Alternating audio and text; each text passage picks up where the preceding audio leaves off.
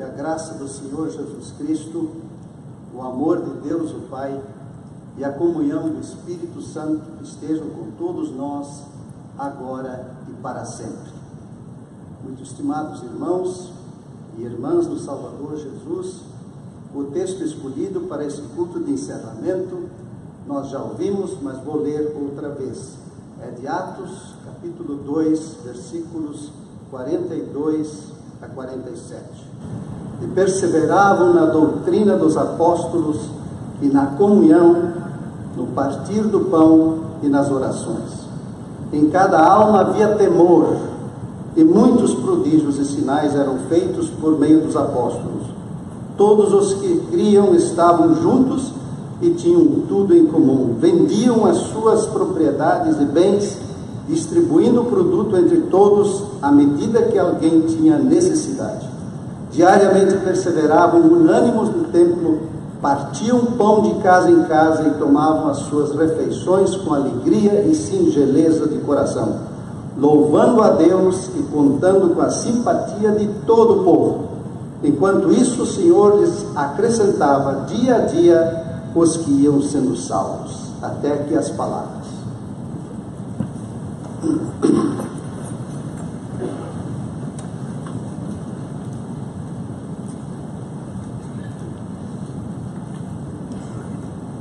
Queridas irmãs e caros irmãos no Salvador Jesus,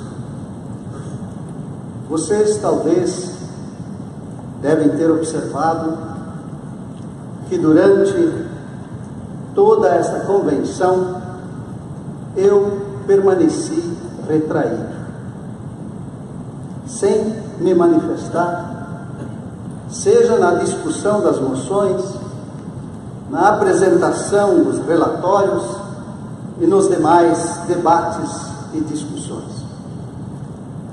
Como por uma porção de anos eu não estive muito envolvido no trabalho da IEL, seja em reuniões, convenções e outras atividades, mas minha atenção esteve, através da Sociedade Bíblica do Brasil, focada na causa da Bíblia, no Brasil por 28 anos, e especialmente nos últimos 13 anos, à frente da Sociedade Bíblica do Brasil, na função de diretor executivo.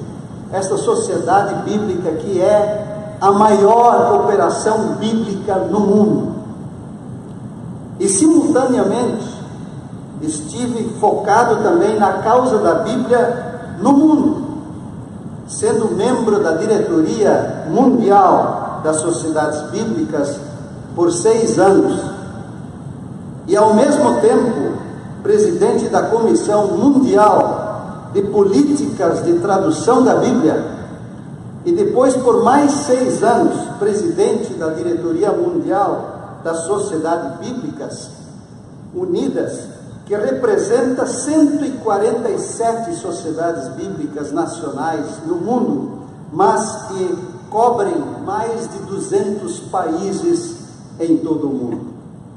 Assim achei importante ficar ouvindo e observando, a fim de me inteirar da melhor forma possível e da forma mais profunda de tudo que aqui se apresentou, debateu e decidiu. E no decorrer desses dias, o que me surpreendeu foi que praticamente em cada dia da convenção, nas discussões e nos debates, ouvi algumas manifestações que foram impactantes e que estão em plena sintonia com a minha decisão de ter deixado o meu nome como candidato após receber a indicação para concorrer à presidência.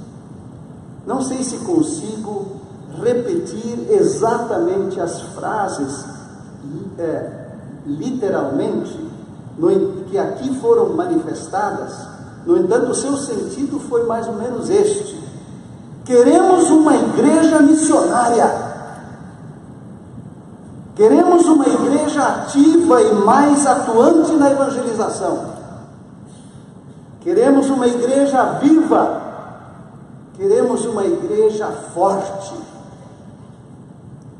Pois com a convicção de que, como igreja luterana, temos a doutrina bíblica pura, da qual o mundo mais carece e precisa, deixei o meu nome na lista dos candidatos para, caso eleito, tentar ajudar a igreja a avançar na missão ou evangelização e, consequentemente, em seu crescimento.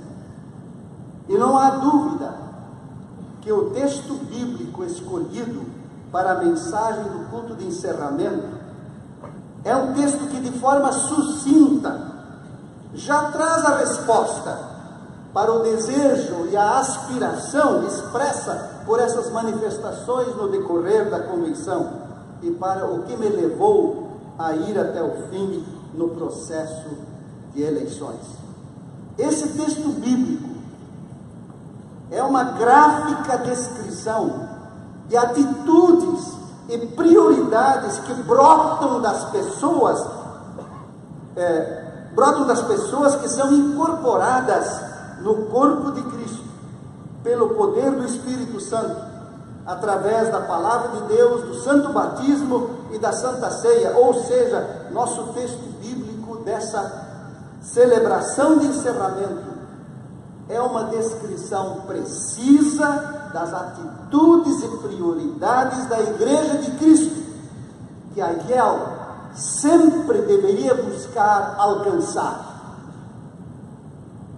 Vejamos nosso texto de novo, mas antes lembremos que esse texto conclui aquele primeiro Pentecostes cristão, em que o apóstolo Pedro, tomado pelo Espírito Santo, tomou a palavra e anunciou a maravilhosa mensagem de que o Cristo, que aqueles milhares de pessoas que o estavam ouvindo ajudaram a levar a cruz para ser morto, Deus o ressuscitou e assim o fez Senhor e Cristo para salvar todos os arrependidos que se deixassem batizar em seu nome para a remissão dos pecados e assim fossem levados à fé verdadeira. E o resultado foi que quase 3.000 pessoas foram transformadas pela palavra que Pedro lhes anunciou e foram batizados. Este foi o nascimento da igreja cristã. E então vem o nosso texto que traz essa descrição precisa de atitudes e prioridades da primeira igreja de Cristo, que sempre deveríamos buscar intensamente para verdadeiramente sermos a continuação daquela primeira igreja. Eis a descrição: e perseveravam, aqueles recém-convertidos, e perseveravam na doutrina dos apóstolos e na comunhão, no partir do pão e nas orações. Em cada alma havia temor. Muitos prodígios e sinais eram feitos por meio dos apóstolos. Todos os que criam estavam juntos e tinham tudo em comum. Vendiam as suas propriedades e bens, distribuindo o produto entre todos, à medida que alguém tinha necessidade. Diariamente perseveravam unânimes no templo. Partiam pão de casa em casa, com alegria e singeleza de coração, louvando a Deus e contando com a simpatia de todo o povo. Enquanto isso, o Senhor lhes acrescentava dia a dia os que iam sendo salvos. Qual é então a primeira atitude e prioridade que o texto nos chama a buscar intensamente, a exemplo desta primeira igreja cristã? É perseverar na doutrina dos apóstolos, na comunhão, no partir do pão e nas orações. De que se fala aqui? Antes de responder, é preciso lembrar e enfatizar que ao serem levados pelo Espírito Santo a aceitar a palavra anunciada por Pedro, eles foram batizados, renasceram para Deus, ou seja, eles encontraram a vida com Deus ao passar, primeiramente pela morte, ao realmente morrerem com Cristo e ressuscitarem com Ele pelas águas do batismo. Portanto, agora que já eram salvos, sendo membros do corpo de Cristo, da igreja cristã, em primeiro lugar fala-se aqui que esses cristãos se aprofundaram no ensino dos apóstolos, ou seja, na palavra de Deus, cujo centro é o amor de Cristo, para crescerem na fé e na vida cristã como membros da igreja cristã chamada a levar esta mensagem ao mundo.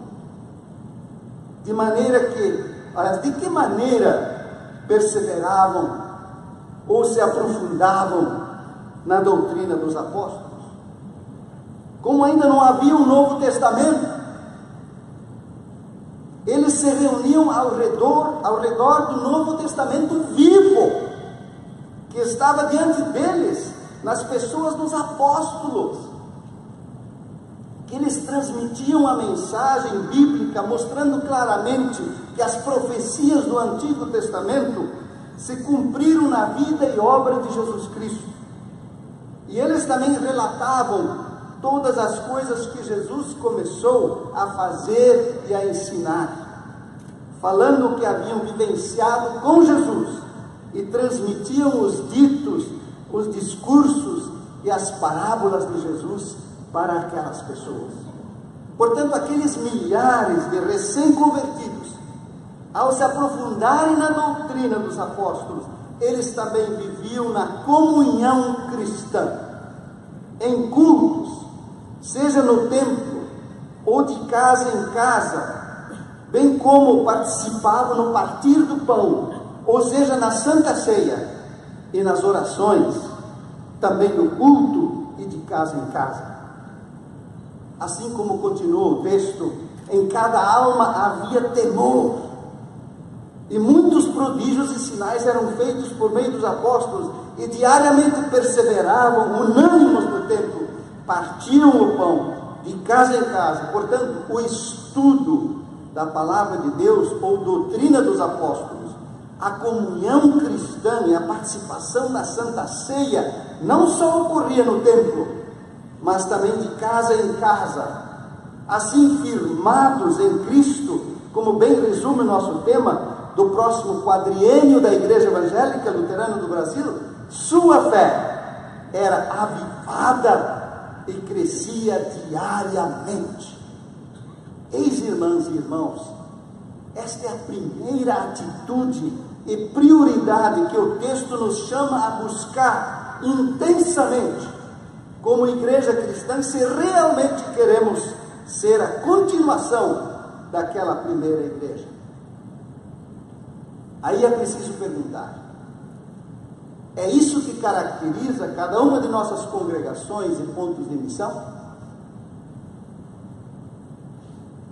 É claro que esse novo estilo de vida daqueles membros recém-convertidos da Igreja de Cristo que nosso texto nos apresenta, não surgiu de uma decisão pessoal deles, nem da força de sua vontade.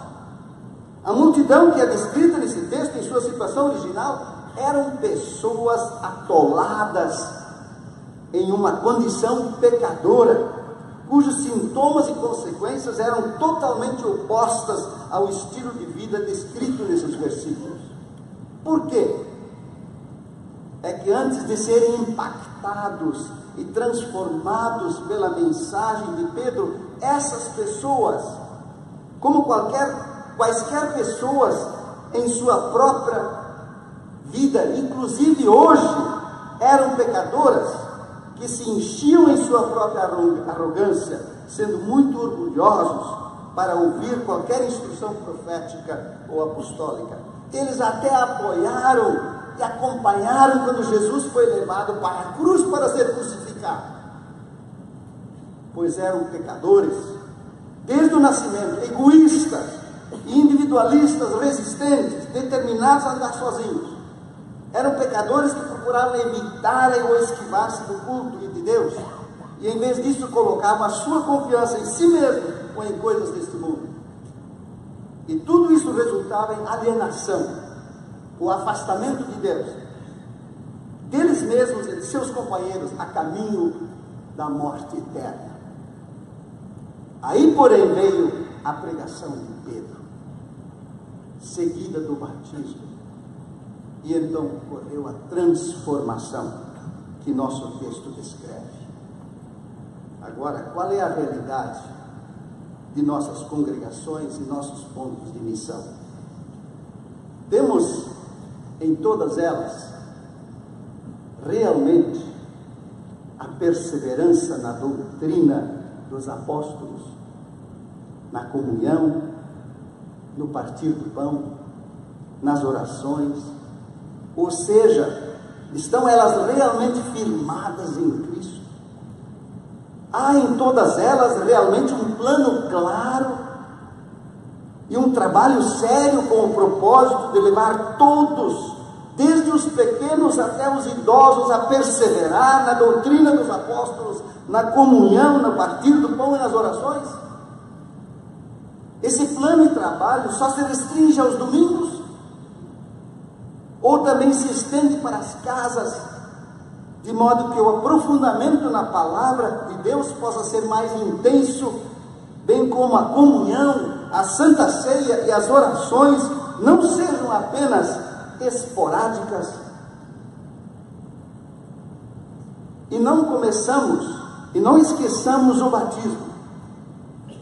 Muitas vezes o batismo é só mencionado de passagem quando se leva uma criança ao batismo, ou um adulto ao batismo, mas se esquece de enfatizá-lo regularmente para todos, como um dos eventos mais consoladores que Deus nos deixou, que Deus providenciou. Em minha vida particular, passei por uma experiência extremamente marcante sobre a importância do evento e da mensagem do batismo, como consolação e inspiração para paz e tranquilidade. Isso ocorreu quando minha primeira esposa, como vítima de câncer, se aproximava do dia de sua morte, em 1992. Nos últimos dias de sua vida, o que mais consolo, paz e tranquilidade lhe trazia era falar-lhe do batismo. Mas como? Por quê? É que no batismo, que o batismo na vida de uma pessoa é uma data histórica, tem dia, mês e ano, que consta na certidão de batismo. Por meio daquele evento com data clara, numa data precisa, nós morremos com nossos pecados com Cristo, ressuscitamos com Ele para uma vida nova, eterna e redirecionada. Portanto, somos de Cristo porque podemos apontar naquele dia, Ele me deu vida.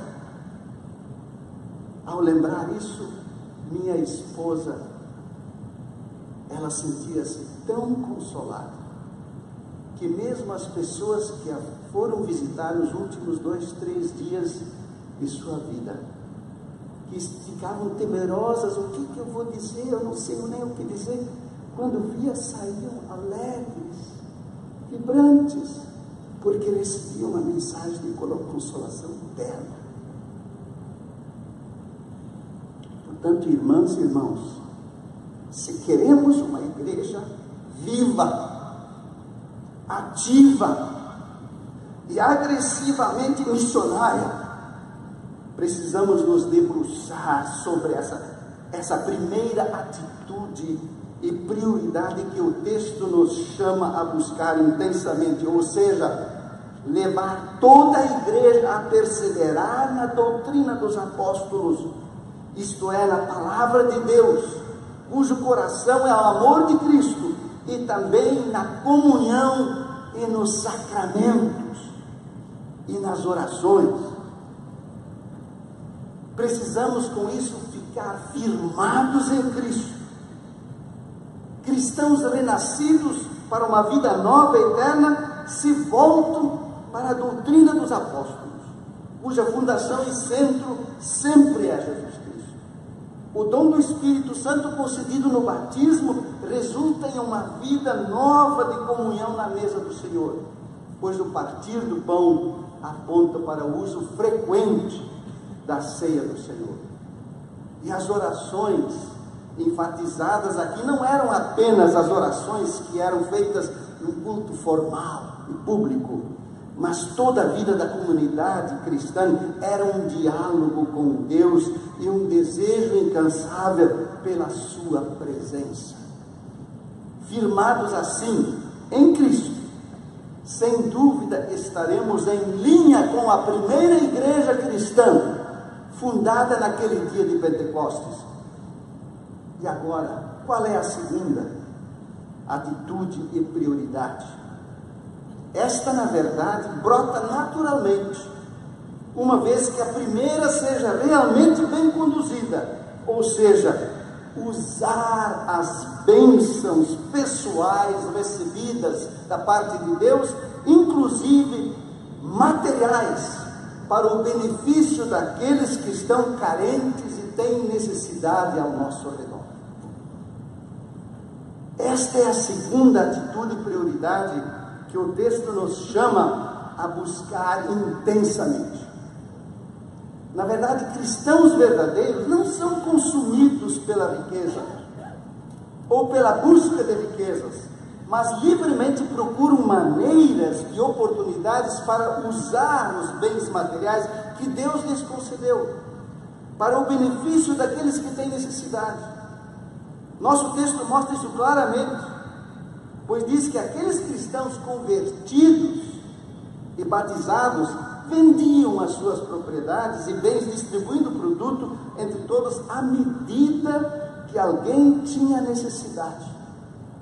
Vemos aqui se realizar o que Jesus já havia expresso de maneira clara e inquestionável em Mateus 22, nos versículos 36 e 39, quando um intérprete da lei lhe perguntou: mestre, qual é o grande mandamento da lei?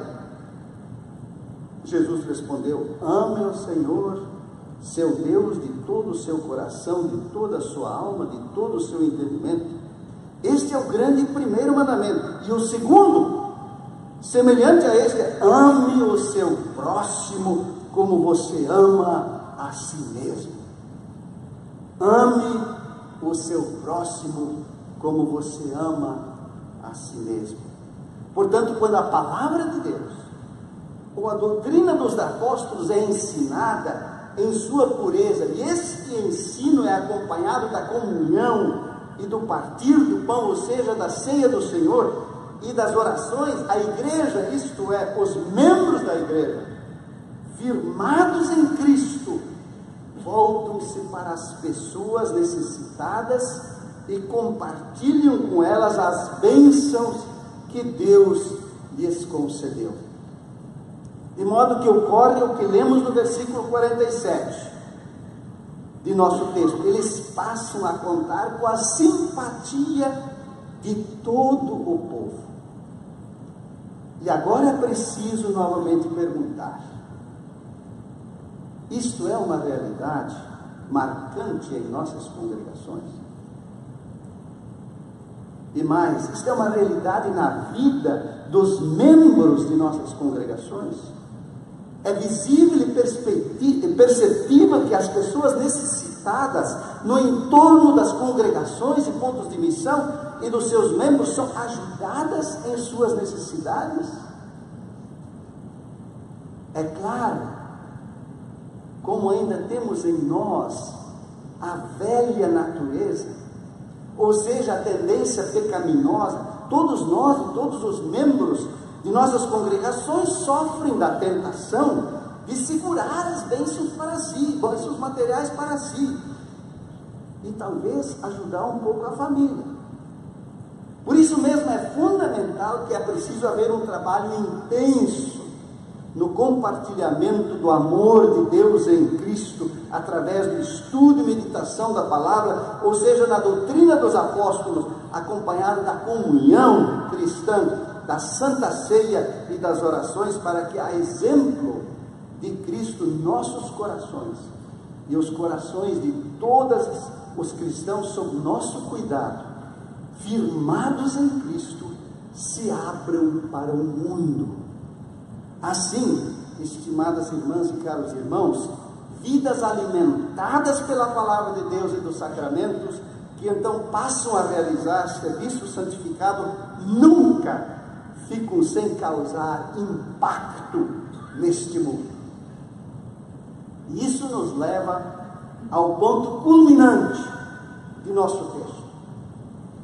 Conforme lemos no final do versículo 7, enquanto isso o Senhor lhes acrescentava dia a dia os que iam sendo salvos.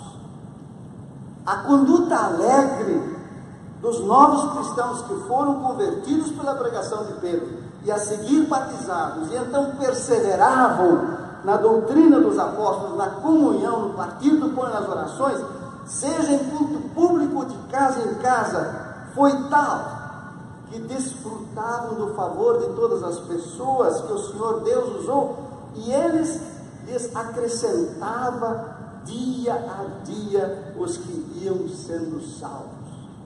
Portanto, eis a resposta para Aiel tornar-se uma igreja ativa e missionária. É importante reconhecer em nosso texto que a questão do crescimento da igreja é fundamental. Na verdade, o nosso texto explicita o que já está implícito fortemente na grande comissão que Jesus passou aos seus discípulos no final do Evangelho de Mateus, no capítulo 28, lá no final: toda a autoridade me foi dada no céu e na terra, portanto vão e façam discípulos de todas as nações, batizando-os em nome do Pai, do Filho e do Espírito Santo, ensinando-os a guardar todas as coisas que tenho ordenado a vocês, e eis que estou com vocês todos os dias até o fim dos tempos. Assim, é fundamental para uma verdadeira igreja cristã, que julgamos ser Aiel, que ela, firmada em Cristo, faça todo o esforço para levar o amor de Cristo ao maior número possível de pessoas, levando o número de cristãos a crescer mais e mais, a exemplo da igreja retratada em nosso texto. Portanto, caros irmãos e irmãs no Senhor, estamos a iniciar um novo quadriênio na história da Igreja Evangélica Luterana do Brasil. Quais são os desafios? Sem dúvida há muitos desafios em cada uma das áreas em que dividimos o trabalho, seja na área de ensino, na área de expansão missionária, na área de educação cristã, na área de ação social, na área de comunicação, na área de administração. No entanto, como o nosso texto claramente define, tudo que fizermos em todas essas áreas precisa estar focado na expansão da Igreja de Cristo, conforme conclui o nosso texto atualizado no presente. Enquanto isso, o Senhor lhes acrescenta dia a dia os que são salvos. Que Deus conceda que todos, seja a diretoria nacional, as organizações auxiliares, dos leigos, das servas, da juventude, da hora luterana, das escolas, das entidades de serviço social, dos universitários, como também as comissões e conselhos, o seminário e a editora Concórdia, os conselheiros distritais, os pastores e professores sinodais, as congregações e paróquias, como também os pontos de missão, enfim, todos os setores da IEL, em nossa igreja, firmados em Cristo, busquemos a expansão ou crescimento da igreja, conforme somos orientados e desafiados pela mensagem de nosso texto, para que dia a dia o Senhor acrescente os que são salvos. Que Deus o conceda. Amém.